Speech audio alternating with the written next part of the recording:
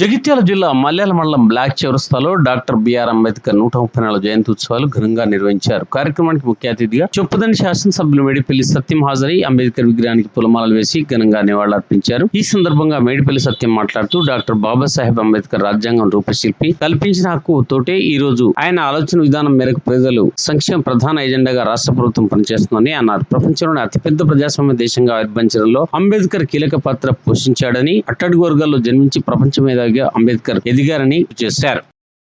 నిజంగా బాబాసాహెబ్ అంబేద్కర్ గారి జీవితం ప్రతి ఒక్కరు కూడా మనం ఆదర్శంగా తీసుకోవాలి. మనం ఈ రోజుల్లో కూడా ఇన్ని అవకాశాలున్నా ఇప్పుడు మనకు చదువుకోవడానికి పాఠశాలలు ఉన్నాయి, కళాశాలలు ఉన్నాయి, చదివించడానికి మన తల్లిదండ్రులు ఉన్నారు,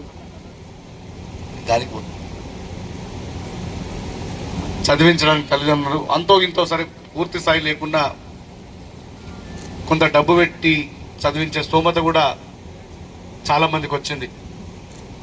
అయినా కూడా ఈ కాలంలో కూడా కొంత ఎక్కడో చోట వివక్షను, అవమానాలను ఇంకా అక్కడక్కడ ఎదుర్కొంటున్నాం మనం. దాదాపు 134 సంవత్సరాల కిందట ఎట్లాంటి అవకాశాలు లేనప్పుడు, ఎట్లాంటి ఆర్థిక పరిస్థితి సహకరించినప్పుడు కూడా డాక్టర్ బాబాసాహెబ్ అంబేద్కర్ ఆ అవమానాలు, వివక్ష కూడా పట్టుదల ముందు ఆ రోజుల్లో సీట్ సంపాదించి ఈ ప్రపంచం యొక్క స్థితిగతుల్ని మార్చిన గొప్ప వ్యక్తి డాక్టర్ బాబాసాహెబ్ అంబేద్కర్. బాబాసాహెబ్ చాలా మంది ఏదో ఒకటే సబ్జెక్ట్ చదువుతారు, సైన్స్ చదువుతారు, కానీ బాబాసాహెబ్ అంబేద్కర్ గారు ప్రతి రంగంలో కూడా నిష్ణాతులు. ఆయన గొప్ప ఆర్థికవేత్త, గొప్ప న్యాయ కోవిదుడు, ప్రతి రంగంలో కూడా ఆయనకు పట్టుంది. అంతకంటే ఒక గొప్ప దేశభక్తుడు. ఆ రోజు స్వాతంత్రోద్యమ సమయంలో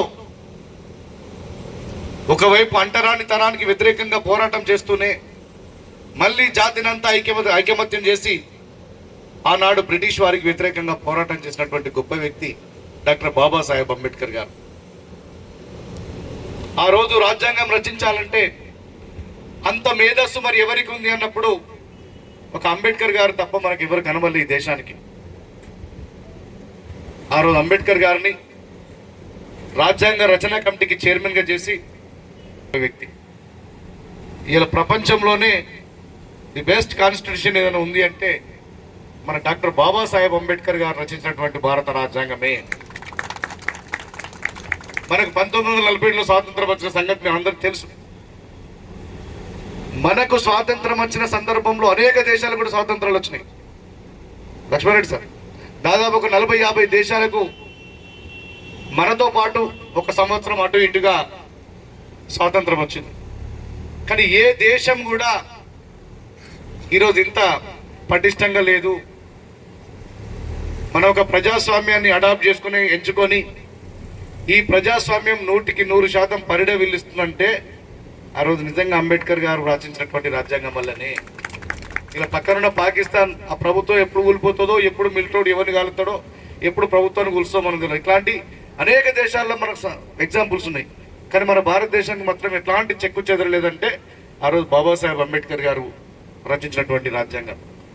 అంతెందుకు 60 సంవత్సరాల నుంచి మనం తెలంగాణ కావాలని కొట్లాడుతున్నాం. ఆ రోజు రాష్ట్రాల ఏర్పాటుకు సంబంధించినటువంటి అంశాన్ని కూడా భారత రాజ్యాంగంలో చేర్పించి తెలంగాణ రాష్ట్రాన్ని ఏర్పాటు చేయడానికి వెసులుబాటు కల్పించిన వ్యక్తి డాక్టర్ బాబాసాహెబ్ అంబేద్కర్ గారు.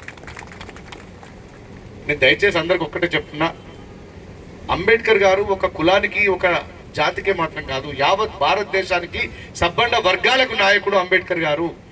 ఇలా మా కులానికి నాయకుడు, మా కులానికి నాయకుడు దయచేసి చెప్పే ప్రయత్నం చేయకండి.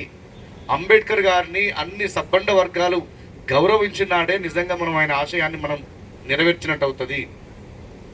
కేవలం అంబేద్కర్ గారు మాల మాదిగలకు మాత్రమే నాయకుడు కాదు. ఇలా స్త్రీల కోసం పోరాడిండు, కార్మికుల కోసం పోరాడిండు. ఇలా ఎకనామిక్ ఇలా ఈడబ్ల్యూఎస్ రిజర్వేషన్లు రావడానికి కూడా ఆ రోజు అప్పుడున్నటువంటి వెసులుబాటు ఇవ్వడమే అంబేద్కర్ గారు.